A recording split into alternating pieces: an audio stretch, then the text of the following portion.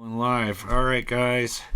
How you doing again? Well, welcome back to our 12th episode of the Lincoln Real Estate Group live post-coronavirus, now called Real Estate Roundtable Denver Area Market thing, because we got a surge going on after the coronavirus impact, and all I can see that it's done is it just sort of was a catalyst to get things just screaming, which we'll get into in a second. So don't touch that dial.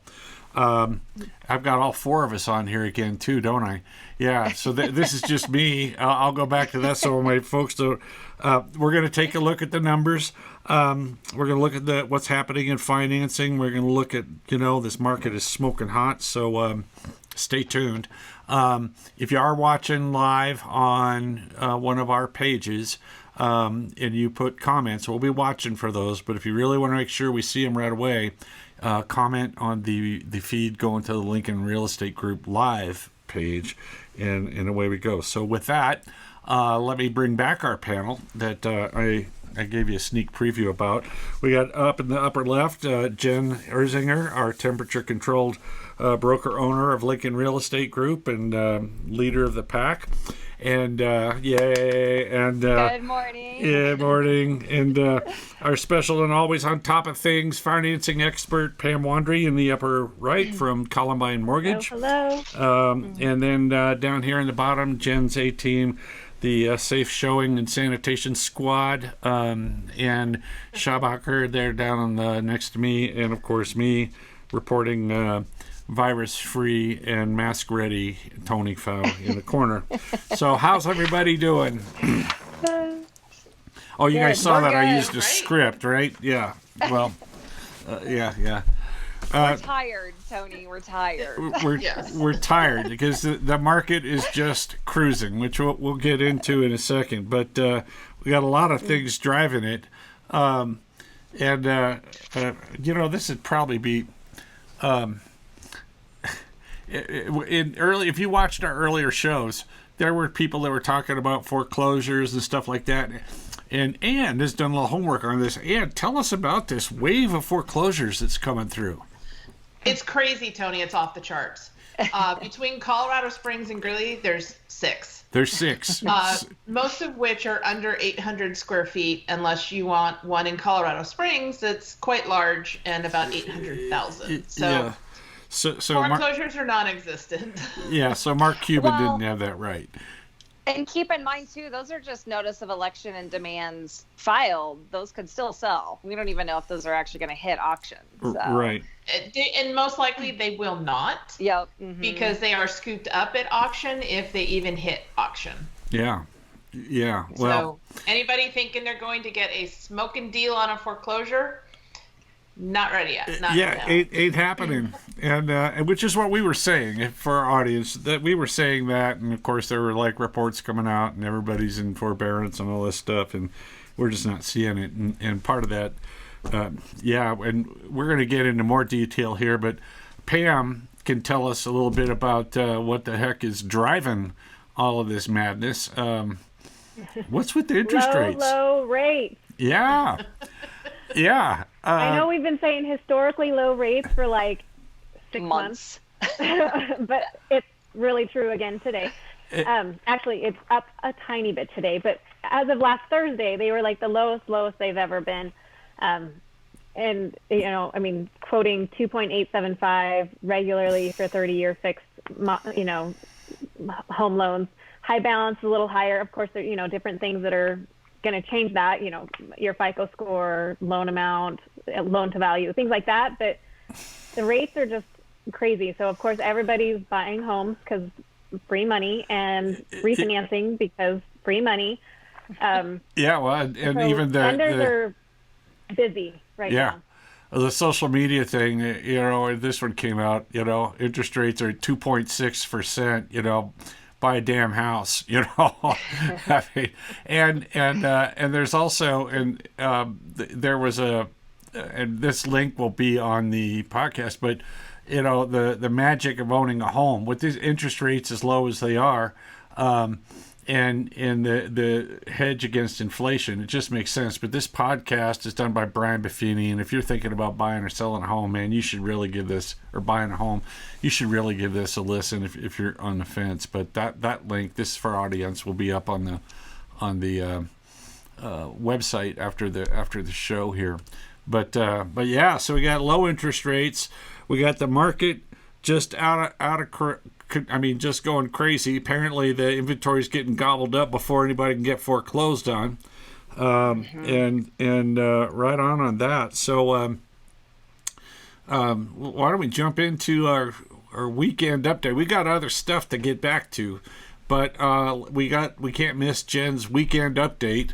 Tell us what happened this last weekend, and the fact that she's still standing today for our audience is a miracle. Jen has been getting beat up quite well, and which we'll get into why here in a little bit. But so here's the stats we had. Tell us what's going on. 4,900 units that are total active. That is just so low. And trust me, I've been fighting everybody off to get one of those.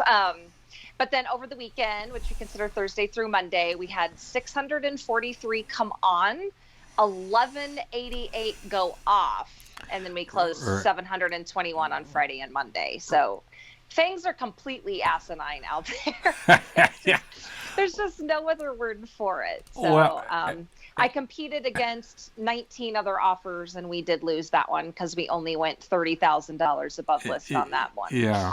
And we did one go on 20 over. So, it just depends on the area of town you're trying to be in and your price point, of course. I seem to be in that rougher price point with this particular set of buyers in the mid fours. So yeah, right. You're gonna have to hire somebody who's really aggressive and knows what they're doing in this market to get you guys under contract. So it really does take, it's a whole new ball of wax with these dynamics going on. From the contracting to getting your showings organized and for buyers, kind of get your mind in the right frame of mind. I mean, this is what it is. It's like, well, it takes losing a couple to get in the right frame of mind because you just can't believe it. Yeah, right. It's hard to fathom that we're in this kind of market where you're paying $30,000 or you're bidding $30,000 over list and still losing. And we'll look at the spreadsheet. If for those who've tuned into earlier episodes, man, and when this when the coronavirus shutdown hit and everybody was predicting market collapse, and we had Dr. Yoon and Buffini saying, no, man, we're going to see a surge and this is going to be going gangbusters, and we're seeing it. But along with that comes, so we got historically low interest rates, but now you got to jump into the, in the insane asylum because it's just, it's really, what'd you say, 19, you're competing against 19 offers. Yeah. Mm-hmm. And that's probably within the first day. To 48 hours. But, just winning a showing slot is like winning the lottery right now. I mean, we can't overlap showings. So, it's like, what time can we get in? It's just, ridiculous. We got to bid on showings. It's like a lottery. It's like, I was like, well, we have 15 minutes between 8 and 8:15 p.m. It's like, take it. Yeah. Well, let's take a look at kind of what, for our audience, what's driving that. This is my my famous little Excel spreadsheet.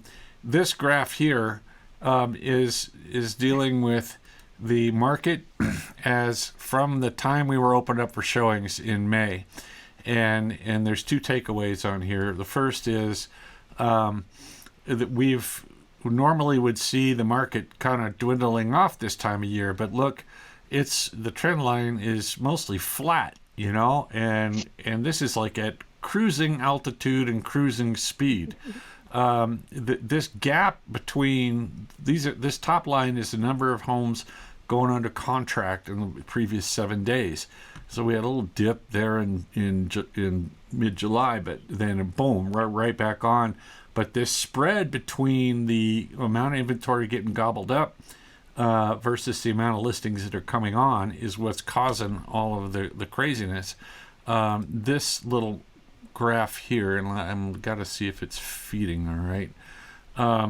The orange areas are what tracking the number of properties going under contract, and the blue is what are the new listings coming on. And so this spread that you see right here is why you have 19 different offers.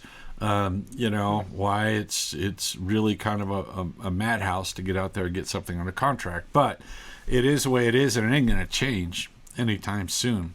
And just to wrap that up on the bigger picture, this graph tracks everything we just looked at since the coronavirus shutdown, and you can see that the trend line on the purchasing is still heading up. And so, seller's market and tight inventory, and you got to be. Let me see if I got everybody back. Oh yeah, there we go. Yeah, I mean that. Let's see. Perfect storm, low interest rates, no inventory, but I should mention, and of course I'm watching this stuff all the time. I still see things sitting, Yes. And so if you're buying, and you see some of these things sitting, there's a few reasons they're sitting. One, pricing and overpricing is still a problem, and people aren't going to go throw down when they know they got to throw down more when it's already overpriced, or there's some stuff that's wrong with it that needs to be dealt with. But you can if you keep your eye. I've predicted more than one. Buyers looking at a property. I said just wait. At 14 days, they got to drop because that ain't going anywhere for that. So there's that thing, but. And Jen brought that up too. She said, if you're sitting over the weekend, all of a sudden you're kind of stigmatized because you sat over a day, basically. Yeah, right. If you're exactly. Yeah. It's been 72 hours. What's wrong? Well, and it's so true. And I think we talked about that in our last show. It's like, well, you've got to.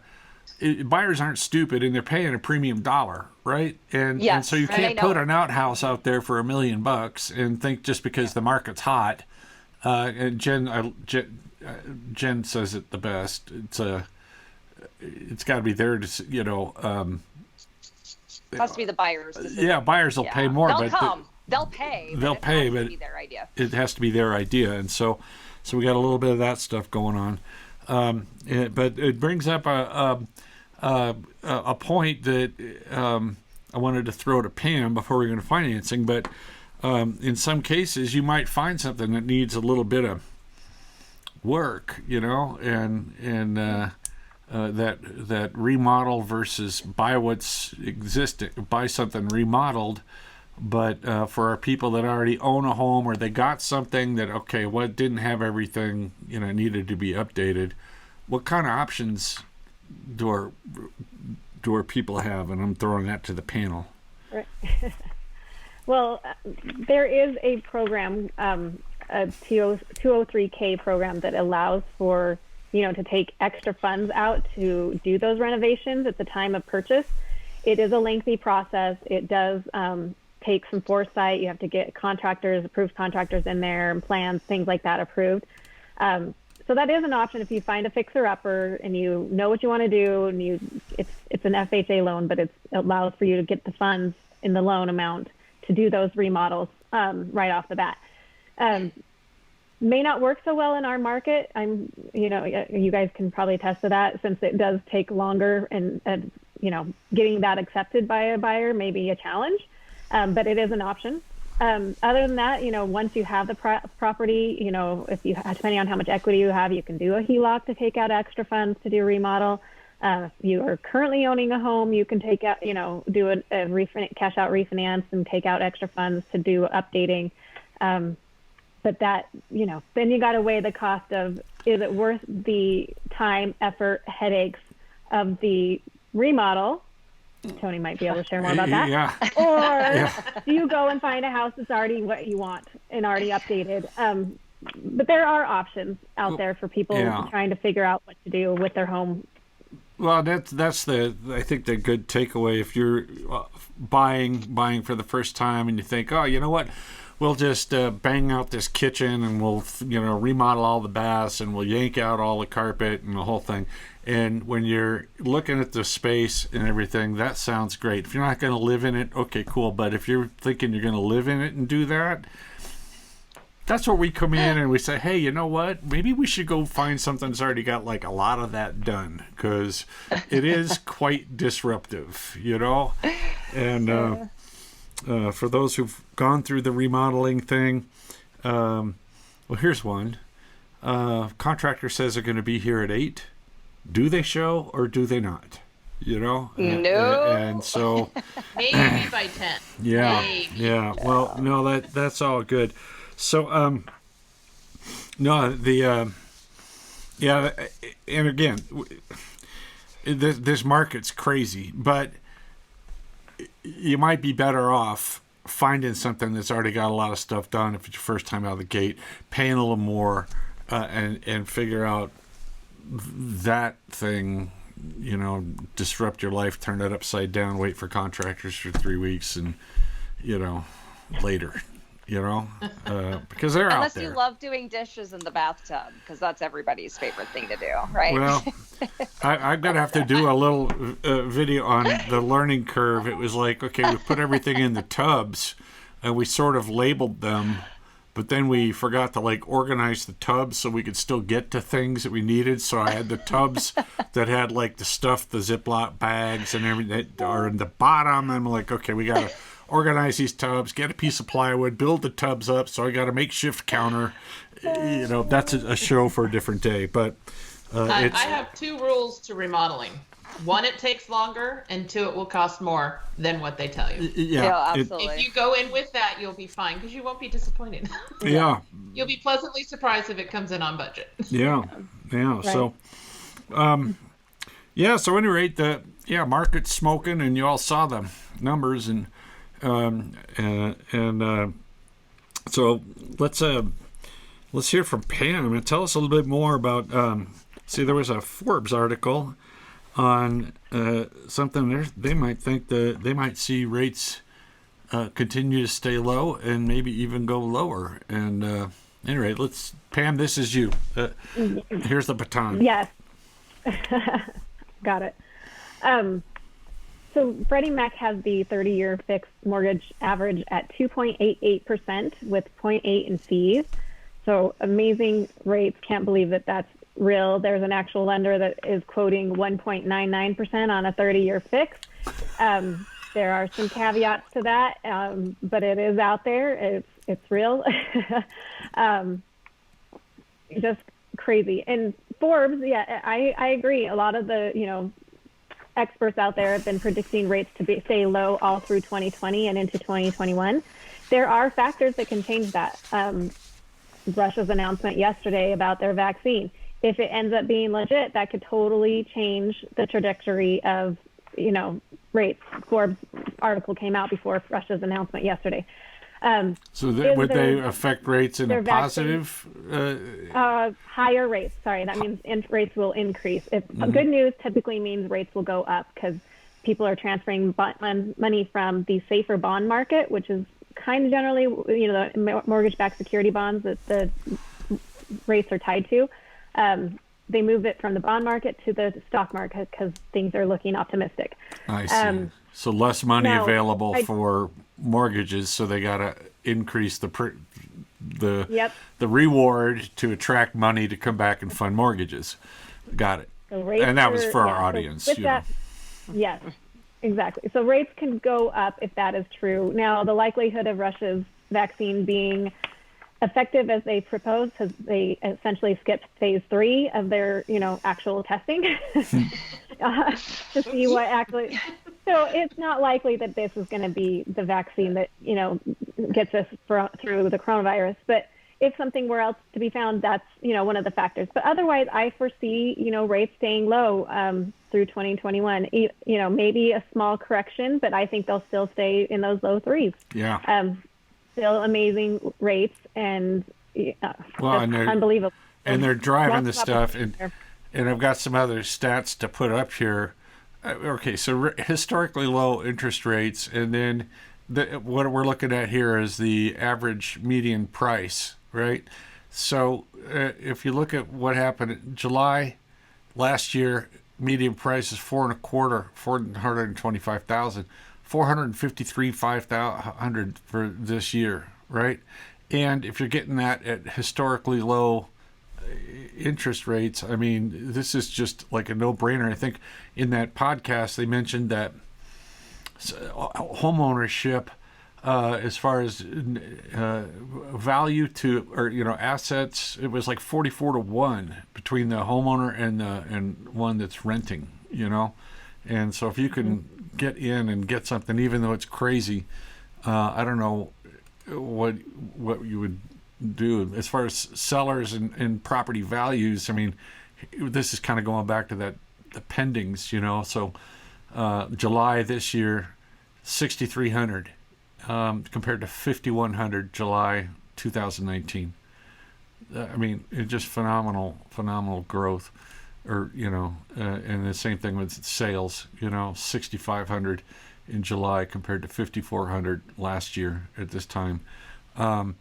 And so the point being is that's low interest rates are driving a lot of activity, not on top of just the demand. And we talked earlier about who was it? Ann said somebody here said that the millennials are out there gobbling up the inventory.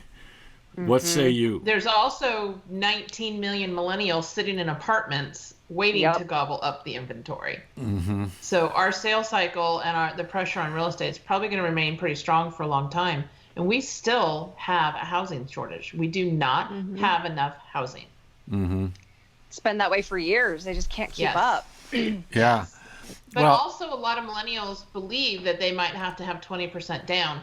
Right. And you can get into a home with as little as 3.5% down. So, and in some cases, zero. And 3%, for those first-time home buyers that qualify for the, Home Ready or Home Possible loan program. And then down payment assistance. Yeah, for $1,000, you just have to have $1,000 to be able to put towards it if you can qualify for that. So there's, opportunity for them to get in if there were enough homes for them all. Yes.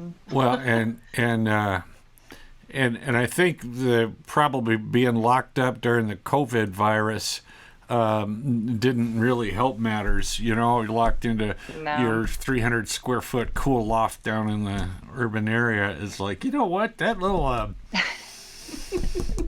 backyard thing going on. Elbow room. Yeah,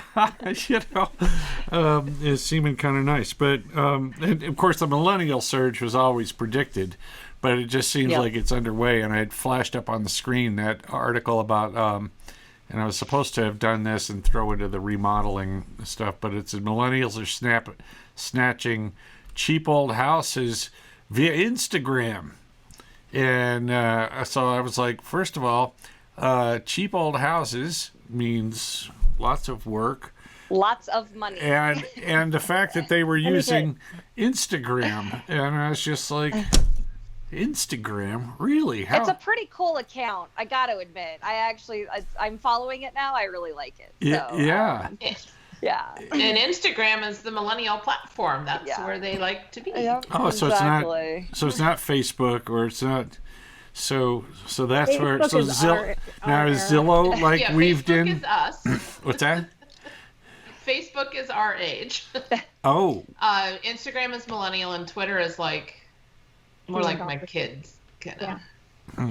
Yeah. That's where all the hate is. Well, because for a long period there, they were like, millennials are like, no, I'll just rent. I'll just rent.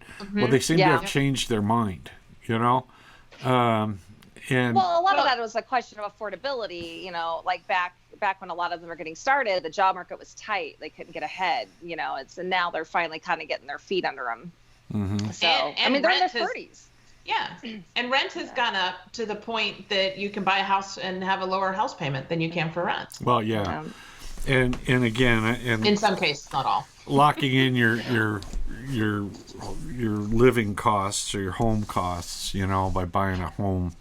Well, the interesting thing about millennials is they're willing to be mobile as well. And now with kind of the new era post-coronavirus, where a lot more people are actually going remote, it's going to be really interesting to see where everybody lands, especially since they are open to different cities, more rural areas. Yeah, as long as you have the technology capacity. If they got the bandwidth, it doesn't matter where you are, No, I think that's really. And the other factor too is the wealth factor versus renting versus building that equity in your home. They're starting to realize that's one of the best ways to build wealth. Yeah, yeah. Well, and again, and this is just for our audience, we're going to have that podcast that if you're thinking about buying or selling, it's free. Just download it. Give it a listen. It's kind of touches on more in depth on everything that we're talking about the magic of owning a property, and and I in my lifetime have never seen the kind of opportunities that we're seeing. Low interest rates, the rate that things are appreciating.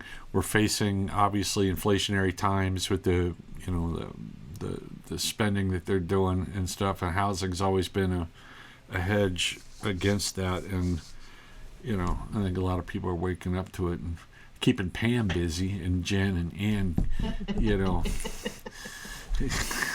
doing their thing. Sleepless nights. Yeah. So a little nutty out there right now. Well, and I thought, and I didn't really prepare you guys for this, but a thing I thought I would just throw to the panel, tips for surviving in this crazy insanity multiple offer market. What do you guys tell your peeps? What are you willing to stomach? That's always my first conversation that I have before we even start looking. I'm like, you guys are going to have to really think about and it's going to be different house to house to house. It doesn't have to be the same across the board, but you're going to have to go above list. You're going to have to guarantee through appraisal gap clauses. We can discuss that more, but you're going to have to basically guarantee your sales price through cash. Maybe limit some inspection. Do not withhold your right to terminate based on a bad inspection, but maybe limit what you would ask for from a repair cost standpoint.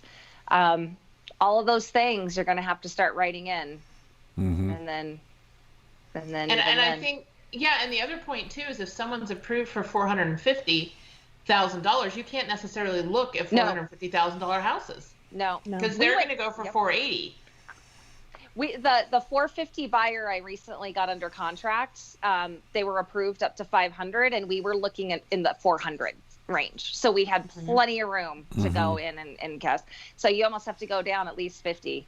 And that won't frustrate you. So you're not going to walk in, fall in love with the property at the top of your price range and just not be able to, if you're only bidding 2,000 over, that's just not going to cut it, unfortunately, right now, at least in this moment right now. Yeah. I don't know what October is going to look like. Depending on which segment, obviously. Yeah, that hot, 400,000 to 500,000 segment is, that's, but if you even go up to $1 million, you're looking at overbids a lot of the time. So. And Alex is asking, where do we see the Colorado market in 1 year? Hold on. Who wants to tackle that one? I got it. I have the crystal ball tape measure. Hang on. I need my magic 8 ball. No, here's the thing. Mine's at the office. All seriousness intact. Looking at what we're seeing on the, and this is my take, just from watching and tracking this stuff statistically, and barring any, collapse of things, right? This thing is going to continue. I mean, we've got strong demand for housing. If interest rates are staying low, this thing is just going to keep going. Right now, I am of the opinion that, okay, we kind of saw a little surge right after the close down and stuff, but now we got this, it's like cruising at 35,000 feet thing going on. And I'm like, well, normally we'd see stuff start to drop off about 10%, you know. We're not seeing that. But I would think that next year is just going to be a repeat of what we're seeing. I just don't see any relief. They can't build enough houses fast enough, you know. And the houses that they're building, too, to piggyback off of that point, is not necessarily in the price point they need to be in to get these first-time home buyers into a home. Mm-hmm. Right. Because it doesn't, but builders are struggling making money building $800,000 houses. It's very, very hard to tap into that lower market, that affordable housing market. Yeah, they're not going to build a $300,000 house when they can build an $800,000 house. Right. And hopefully make some money. And to Tony, and to everybody's point, you know, looking at a year out, if we don't get some more inventory on the market, this will not stop. We literally have 75 showings.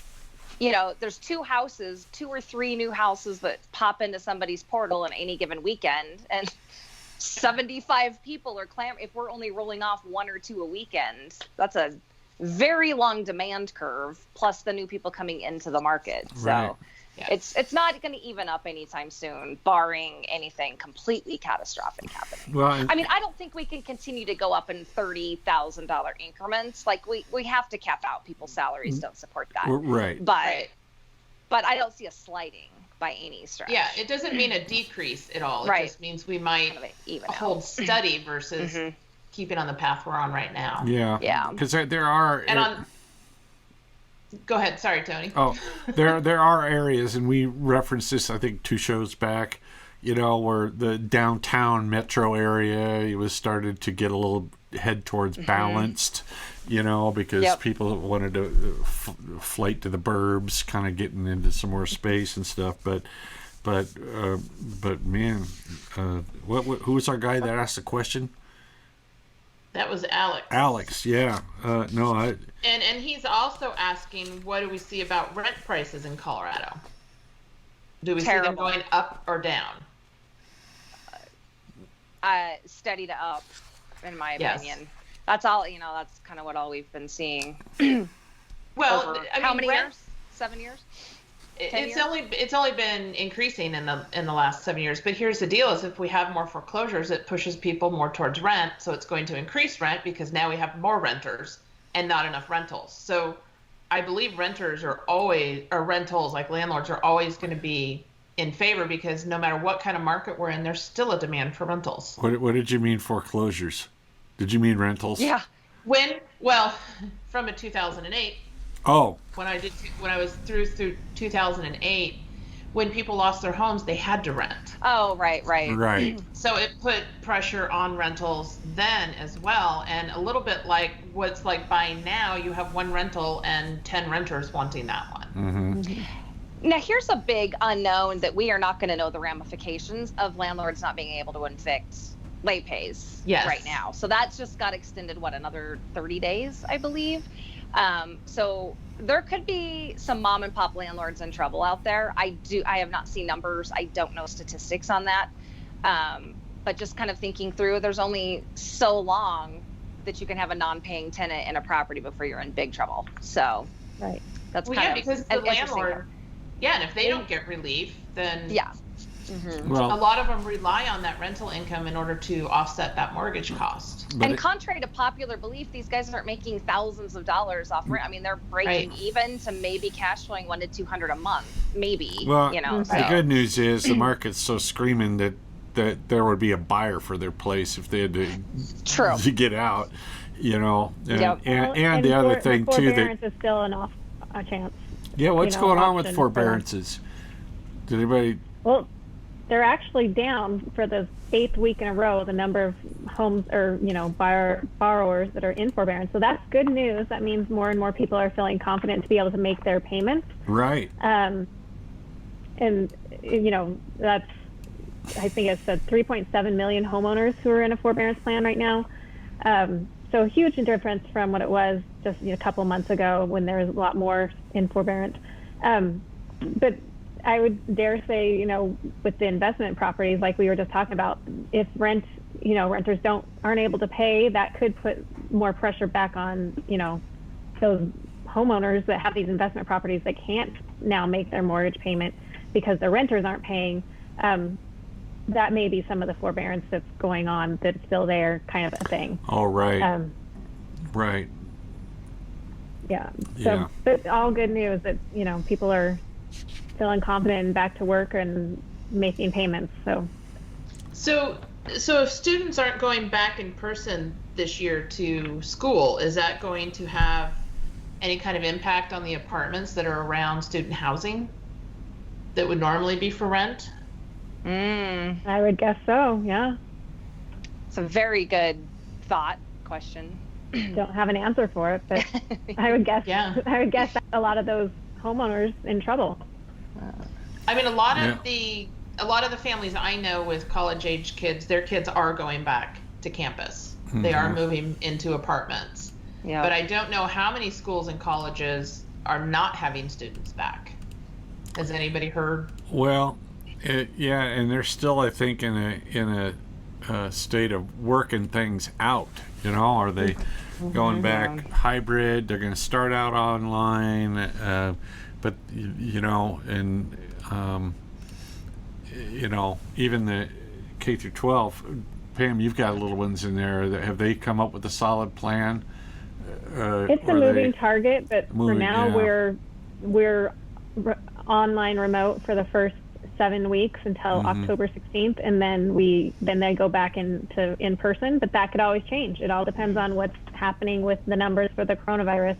I do have a couple of nieces and nephews that are in college, and I do think most of them are going back to their apartments. But I do also know that some of those schools are saying that at Thanksgiving break, they're sending them home and not having them come back. They're like, don't come back after you leave for Thanksgiving. Take your finals online at home, blah, blah, blah, all that. Right. So, wow, that seems so wasteful. I mean, why bother living?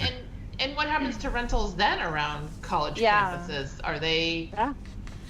Do they still have to pay rent if they can't? Probably. I don't know. I don't know how you even sign a contract for that because you don't know what you're going to be doing. You'd have right. Yeah. I'd like a 90-day rental, please. I don't know how that works. But. I just need to get through Thanksgiving and then I can go home. Exactly. Yeah, right. Yeah, but don't bring any of those EBGBs back with you from Thanksgiving. Yeah. So. Yep. More will be revealed on that. So I think that has yet to kind of play out, just to see. Yeah. I think it's a little too soon to be able to answer that question. Yep. Agreed. Yeah, to answer your own question. It actually wasn't no answer. So Pam, before we start headed into closing this thing up, the availability of financing, you still think there's going to be money funding mortgages is kind of your... Most definitely. Things are off the charts, and I keep seeing, new things come back on that have gone away in the beginning of March. I get lots of notifications for non-QM is coming back, non-QM's coming back. Jumbos are still a little more tricky, but we have workarounds for that, doing first and second combos, things like that. And then, high balance is back with, pretty decent rates. And well, so that brings up a question. Do you think we're going to see them raise the floor for the jumbo loans as these values continue to head up in different markets? I mean, they'd almost have to, wouldn't they? They would have. For the last 3 or 4 years, we've gotten new Fannie Mae conforming loan limits. So I would guarantee that come 2020, our loan limits will increase again. Yeah. Yeah. Not 2020, 2021. Sorry. They'll figure out how to meet the demands of housing. So. Yeah. Rock on. Well, I'm looking. I don't really know what this comment means. Something about a couch auction. Does that mean anything to anybody? Not this page. I don't know what that's about. We didn't auction the couch, so no. Yeah, all right, but thank you, James, for your comment. So with that, just check kind of see. Do we have any other comments on you guys that we need to address? No, I think we answered everything I had on this end. So now we're going sellers. I hope you're paying attention. The numbers that are going out the door. So yeah, well, and still, it's a great time to sell. You still got to get the place ready. Yes. There was a meme which I'll get to earlier, which it seems to me. Oh, this was a thing. Remember when everybody was talking about everyone's all going to virtual tours? We're all going to virtual showings and the whole thing. Hey, Jen, tell us how that worked. That did not work well. No, It didn't work. It didn't. And especially now with this kind of demand, I mean, you got, what do you do? Try to do a virtual showing when really what you got to be doing is racing to get a showing, a live showing and stuff. Yeah, you have to spend your time trying to win the lottery, getting a showing window versus a virtual. So. Right, now, if they did decide to close us down and we can't see things again, we did come up with a good tip where you could cut a little cutout of yourself and put it in a virtual showing so you can see what you look like in the house, which to me seems more like leads to the next one, which is coining the new term 2020 or being 20'd for things being a little crazy. So it was like the deal was going fine until the appraisal came back 2020, or we got 20'd on the appraisal, or I'm going to be 20'd if the lender asks for another extension. I think that part is all. Not this lender. Yeah, and unfortunately I didn't have the other one up here with the refrigerator hanging from the ceiling, but there we had it for the. Don't get 20'd, man. Call us. Don't get 20'd. But no, I think and another thing we kind of touched on, but buying or selling, it kind of goes ready, aim, fire, right, instead of ready, fire, aim, and taking some time to work with your broker and your lender to kind of put together a strategy, and a mindset and stuff. It really, it just works, I mean, you may have to be, hey, I got this showing, you got to be here in 45 minutes, and don't make dinner plans because you got to be signing your offer, is all part of it. But you can't think about a house for a day or two or sleep on it even. No. You have to be ready to go. You have to be ready to jump. Well, be ready to jump, and even in terms of making sure there's good communications with your lenders, making sure that you got everything that you need. Or we have enough cash? How much room do I have to overbid? Having vendors for inspection already kind of interviewed and ready to go, and kind of check their availability and stuff like that. Huge, right? So those are the tools that you have to kind of get through this, because it's a madhouse. I mean, it's just a madhouse when inventory levels are that low.